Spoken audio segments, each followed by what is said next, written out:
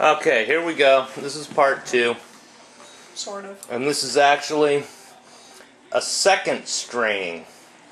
This honey that's getting strained into jars right now was heated, and it was separated from the wax. yeah, it was the caps and the wax and everything, and we kind of boo-booed and strained it into this big jar hot and didn't quite get all the wax out. It all settled to the top. We already pulled that off and stuck it in this jar, which has also all been heated a little bit to separate it. This pan here actually got to sit all day. It's real light and fluffy. That was overnight. That was just a strain.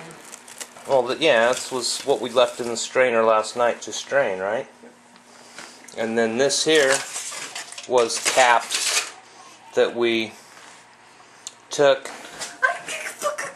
Well, anyway, the top of this is wax, and we let this cool and in a form. So right now there's a total wax capping on the top that should pull off pretty easy.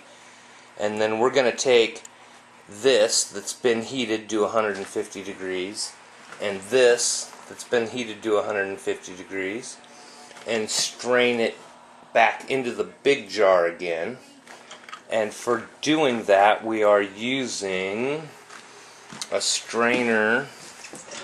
We're not going to be able to use that strainer in that jar. It's going to have to go into something else. Oh, into a finer strainer? No, into a different container. Or a bigger container. But anyway, that bigger strainer is it in here? It is. Yes. It's this one right here. That's kind of a big coarse strainer. Stainless steel. That we get the bulk of the wax and everything out.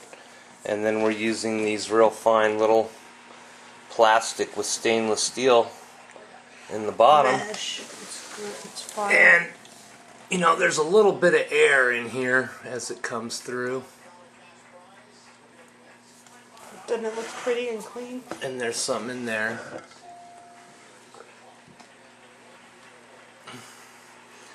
So again, this is honey that's been heated.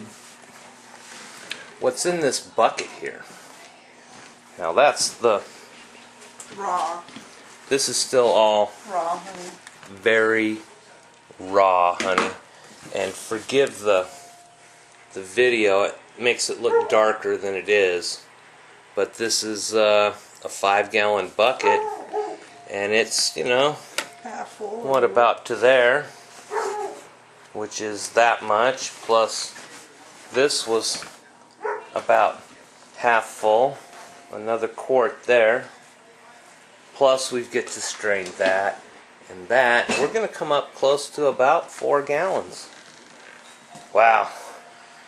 It's a little bit of work, and oh, I don't know if you can see my finger or not, but yesterday when I was pulling racks out, I found a dead bee, and he got me right there on the tip of my finger.